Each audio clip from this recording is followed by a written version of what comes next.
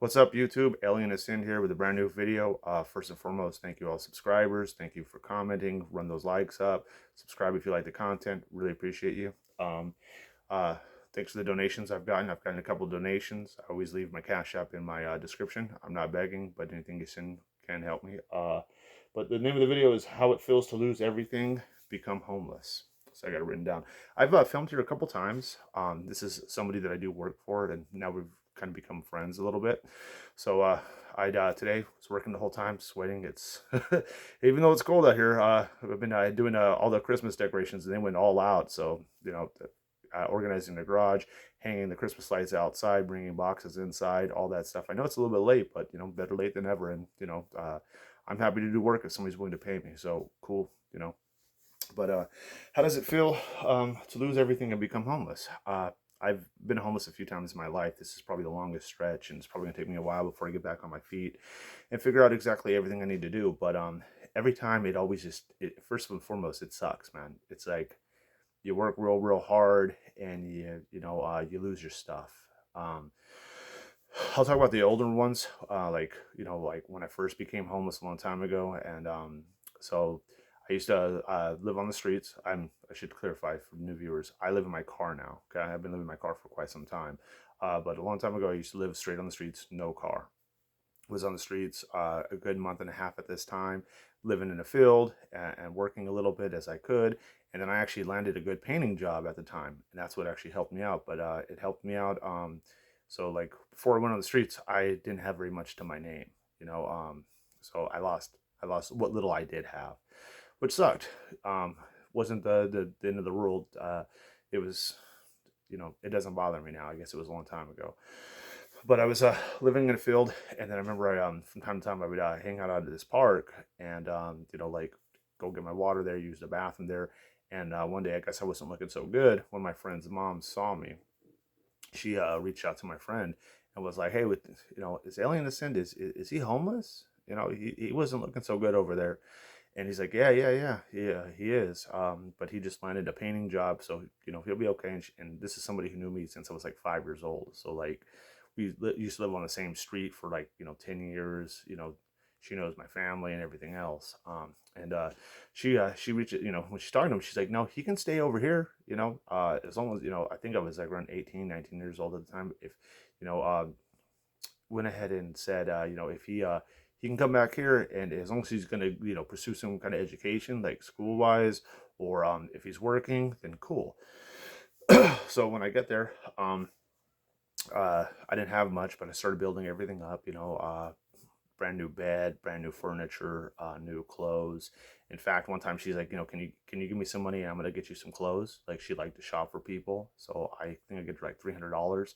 What she got me wasn't good and didn't fit me. Even though I told her my sizes, she basically bought me junk. I ended up giving that stuff to somebody that was homeless on the street that actually would fit. But I was building everything up, and like when I was building things up, she never said anything about rent, but I paid rent within 2 weeks of me living there. I was like, hey, it doesn't feel right that I'm here for free. Here you go. Um, and that went on for probably close to a year, and I guess I should have been saving more, but I went ahead and actually got myself a car now. And when I got a car, it wasn't nothing special. It was a beater, but I was happy for it. My friend uh, tells me that things aren't going good with him and his lady, and he's going to be moving back. So, like, his mom tells me, and he tells me, and he actually needs me to go pick him up. I go and pick him up, and when I pick him up, I take him back to, I guess, our house. And when we do that, hold on, it's hearing noises. They have animals. Okay. Sorry for that, but nonetheless, I went ahead and picked him up, brought him there, and when I brought him there, she was saying, that he needed to pay rent too, and he had no money. So not only did I pay my rent, I paid his, and I think it was around $400. So I would pay $400 a month, and he didn't have any money. I paid his, and then about a week later, what happens is like when I first moved in there, I was very vocal about hey, if you ever want me to leave, it's no problem. You're not gonna hurt my feelings. Just be straight up and honest. Ask me to leave. You don't ever have to, treat me like crap for me to want to move out or something like that. If you just tell me, I need you to go, I'll understand. I'm, very realistic towards that stuff. It doesn't have to be a big old fight for somebody to move out. You can just ask me nicely, and it's no problem. You don't even have to ask me nicely. Just tell me that that I'm not wanted. If you tell me I'm not wanted, I have no problem leaving. I don't ever want to stay at a place that I'm not wanted at. And which is funny enough, my whole life I felt unwanted. So it's it's whatever. So about a week later, not even exaggerating, it might have even been only 5 days later, when I'm there, she says, hey, you told me that anytime I wanted you to leave, to let you know. And I said, yeah. And she's like, I want you to leave. And I said, okay. And she's like, uh, you know, she says that, and I said, do you want me to leave by today? And she says, yeah. And she's like, is that going to be a problem? And I said, well, it's going to take me about a week to find somewhere. Is it okay if I leave my stuff here until I find a spot? And she says, yeah, sure. Go ahead and leave. I sleep in my car for a couple nights. I'm making calls, back then using newspapers, trying to find a room to rent. I don't know nothing about credit. I don't know anything about like looking good on paper so you can go ahead and rent your own place. I probably didn't even make enough money to do it. It's painting, so during winter season, no work, you better find another job, right? And I used to paint interior and exterior houses, is what I used to do. And I did that for a couple of years. So I go there, not even a week later, I find a spot, and when I go there, I'm like, okay, what's going on? The room that I was renting has now turned into my friend and his old lady, who he wasn't getting along with, living there, and then their baby. So now I was asked to leave, and I had just paid rent a week before. She never gave me the money back. I asked her for it. I said, well, if I just paid you the money, for a full month of rent, um, and I paid my best, like, I guess my best friend at the time, I paid for his rent too. Where's my $800? And tell you the truth, right now I don't really remember. I think maybe she said she'd give it to me at a certain point, but she never did. But I go there, and my dresser that I bought that was expensive, they made that into a baby changing station. They got all the kids' clothes in there. They got all this stuff, and then all my painting stuff, like my sprayer. That thing cost me a couple grand. That thing, the sprayer, my spray mask, because I can't stand the smell of paint either, especially if we're doing oil base. I had a real like nice spray mask that was like $100. I had extra paint for side jobs that I would do if somebody needed something done. Like, let's say they just needed a bathroom or their kitchen done. I had paint, so they didn't have to pay out of pocket for that paint. I most likely had a color they liked, and that could save them money, and I could do the job for a couple $100 at the time. Maybe $100, do a bathroom and bedrooms. Well, yeah, bathroom and kitchen special or something, right? All my paint was gone, and it like they put that into their garage, hiding it from me, and even my steel toe boots were gone, because I would do construction at the time. So all that stuff gone. So I lost everything, and I was homeless. And I'll tell you where. So I'm like, where did what's going on? It basically robbed items. You know, anytime that I ever had anything stolen from me was never in a like a straightforward way. It's always been somewhere somebody's slick. I think Fat Joe says something like, he's only been robbed by people who wear business suits and ties. You know what I mean? And I can understand where he's coming from. I've had other people try and stuff like that, but this is not the video format for that. Oh, real quick, I do have merch. I made some really cool animations. I have them on like t-shirts and sweaters and stuff like that. The link will be in the description. My Cash App, if you guys want to hit it, I'll let you know. I'm hoping for Christmas Eve and Christmas, and maybe a day after Christmas, to stay in a hotel. So if you guys can throw me something, then cool. That would go towards it. Kind of want to catch up on some YouTube stuff and do some video content, and like to go ahead and like probably just need to do some work and have some privacy and be able to use good Wi-Fi, and not always be in somebody's house, like a friend's house or in my car or stuff like that. And when I do that, I'm using my phone Wi-Fi, and it takes forever. So being able to be here and doing a little bit of work, getting paid, and then I'm able to go ahead and record here as well, because it's nighttime outside right now. It's probably too dark. I'll have to mess with lights, but nonetheless, I'm gonna get back on subject. So I lost all my stuff there, and it hurt, and it sucked really bad. Um, you know, uh, I went ahead and stayed at places that you could rent rooms. And I remember one night, it was just my very first night moving into this house. I paid the guy up front. It was from a newspaper. And I left one fork in the sink. I had done all these dishes that weren't even my shit. I did all these dishes. I'm organizing my room. I'm staying private, but I think there was one fork in there. That's all that I left. And at midnight, he comes busting in there while I'm asleep, and I got work at like 7 in the morning, 6, 7 in the morning. He comes busting in there, screaming, "There's a fork in my sink! There's a fork in my sink!" And I'm like, "What the hell? You don't run up in my room like that." But I'm screaming and arguing at the guy, and like, dude, you're about to get, this is about to be an issue for you, and you're not gonna like it. Basically, was the route that was good. It was going because he just entered my privacy. He just woke me up unexpectedly at midnight. He actually did give me the money right then and there. I just paid you rent today, man. No, you're not keeping my money and kicking me out. No. He's like, okay, here's your money. I was like, all right. So went and slept in my car that night, and it took me about another week or two before I could find another place. And similar to this happened. Like that's why I won't rent rooms. Even if I've rented rooms from people that were my friends. I've rented rooms from total strangers. It's never worked out in my favor. It's nobody's ever been straight. They either steal from me or there's an issue. So about a week or two later, I'm working construction at this time. So I'm doing construction, and I move into a place, and I'm paying rent around the same price, between $300 to $500, nothing too crazy. And this lady wants, like I worked 6 days, and then I had my seventh day off. And on my seventh day, she went ahead and was like, "Well, when you're staying here, you have to do work around the house." I'm like, "No, it's my day off. I need to kick my legs up and let my dogs breathe. I need to chill, and not doing the crazy. I just need to rest. I need, take long showers, eat some food, watch a little bit of TV and relax. And she's like, if that's one of the rules here. So I didn't even know that stupid rule, but she said that. And I said, so you telling me if I go to work right now, you'll leave me alone? She's like, yeah. I said, okay, I'll go to work then. I went ahead and I worked every single day.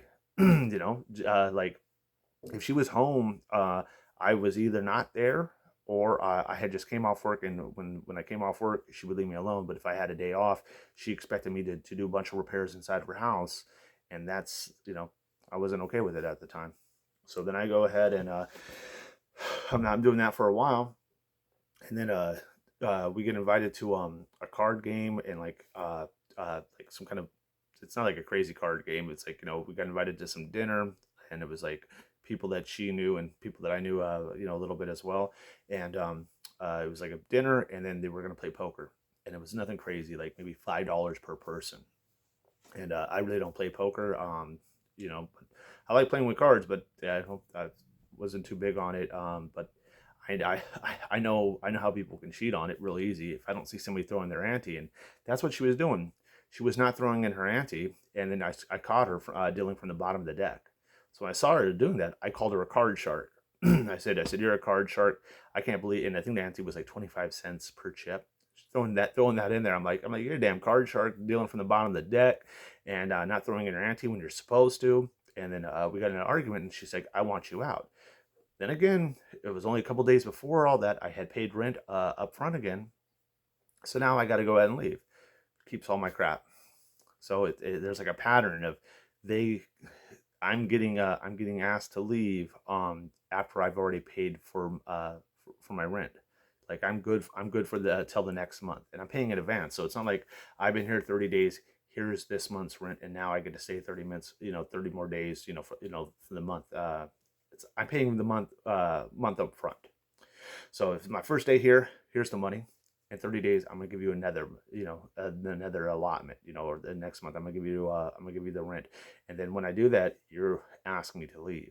Then on top of that, I'm in a beater car. It's never breaking down on me, but it does overheat. Not really taking it on the freeways too much because its tires aren't so good. It smokes like a son of a gun. It leaks the oil. It's a beater. And then by staying, and they always keep my crap, and it's not like I'm avoiding confrontation. I'm going over there like, where's my stuff?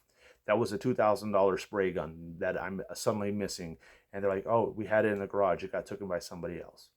Well, I didn't leave it in the garage. You took it out of my area. What about my steel toe boots? You guys don't even wear the same size shoe as me. They're not really that crazy. They're about $100. What are you doing keeping them? I think it's out of principle and out of spite. But lost all my stuff like that. So this last time, I'm sure there was a couple other times, but I want to jump into to like what the most recent. I knew that I was struggling paying my rent after what happened with trucking and me trying to make ends meet. I'm barely getting by. When I'm barely getting by, I'm like, I'm not really seeing much of a light at the tunnel. I'm like, okay, if I have to live in my car, then that's what I have to do, and maybe I'll save more money by not paying rent. Turns out, in fact, I'm actually not saving much money at all. It's gas, it's a bunch of stuff, but I guess that's some people can save money by doing it. Evidently, not me, but I'm not buying anything crazy. I'm just living day by day and meal by meal most of the time. But I'm like, okay, I probably know that 3 or 4 weeks I don't want to get an eviction. I'll leave. I'll leave at the end of this month. Nobody needs to evict me. Um, I'm gonna go ahead and try to sell my stuff, and that's where it hurts the most. Is I'm selling my old retro video games of Zelda. Ones that I bought that were real old, like GameCube, Nintendo 64, Ocarina of Time, Majora's Mask for 64, Nintendo 64, Twilight Princess for the GameCube. I know that Twilight Princess came for the GameCube and it also came for I think the Wii. I had the GameCube version and I had the one for the Wii. I had a Wii as well. I picked up all these. I really like the Zelda games, and I played them a lot. Super Mario Smash Brothers. I had tons of that stuff. I'm like, okay, they're selling for $60 on eBay or 100. Some of the Zelda games over $100 on eBay. I'll price it at 90. I'll look at the complete listings and be like, and I know how to sell things on eBay and like online stuff. Uh, all right, if the last completed listing was, let's say, at $100, I'll put it at 85 and I'll add free shipping. So I'm still taking a cut. Like I'm not getting what I want, but I want to sell fast. Nothing's selling. Nothing's selling. I had to sell my stuff for pennies on the dollar. So, and it was because, yeah, that last completed listing must have sat for a long time, or they had the money to go ahead and advertise it for a long time. So now I'm losing things that have very sentimental value to me because I was so happy to get them, and it was an experience to get them, and I had an experience, and I love the storyline of Zelda. I go to a pawn shop for a PlayStation 4 because it's not selling online. The pawn shop, that in like 30 games, uh, they want they're willing to pay $20 for the PlayStation 4 and $10 for the whole allotment of games. So I'm like, no, not doing that. I had a $400 carpet cleaner and stuff like that. I couldn't even get $100 for it. So it's demoralizing when I'm losing this stuff. It's like, damn. One, I can't even sell it, and if I do sell it, it hurts more to know. But I mean, every dollar counts, and it still bothers me. Bothers the hell out of me. That when I was working and barely, like barely getting, like I was working very, very hard for the little that I got, and that when I did buy myself, like video games, and this isn't like I bought it, all at one time. It wasn't like I was, spending split, I wasn't just dishing out money. It was from time to time just stacking up. Like, okay, this week I can buy myself a $20-$30 video game, or I can buy this retro one, or hey, I saw this and stuff like that. It just felt like every time I bought something, I paid probably the highest price for it, and that when it came to selling it, I sold it for the littlest price for it. And because I didn't have enough time, or it's just people at that part were that desperate. I mean, I must have been that desperate. It just hurt really bad to know that, like, the sentimental value of everything that I had, that I'm selling for so low, and that people are still trying to haggle me down. And I'm not just, like saying, hey, I'm moving out, that's why I'm getting rid of it. I'm like, this is a good deal. It's $20 lower than what it really is. People only want to spend, very little. And I guess it was that time that time, that place, the area that you're at, or the competition out there. No, I was not able to get even close to half of what top dollar was for my belongings, and it really sucks. It really bothers me. I want those games back at some point. you know I'm attached to those games. Twilight Princess, I have over 100 hours in there. I don't know, like, I'm not a hardcore gamer or anything like that, but to me that was very substantial. Those storylines with it were compelling. I loved it, you know. And same thing about my tools, selling my tools. A lot of stuff I couldn't even sell, man. I had a $700 bed. Like when I got my apartment, and you know, I was like, I'll spend the money for a good bed. Never had a good bed in my whole life. Used to sleep on just on the floor, crappy mattresses, you know, used mattresses.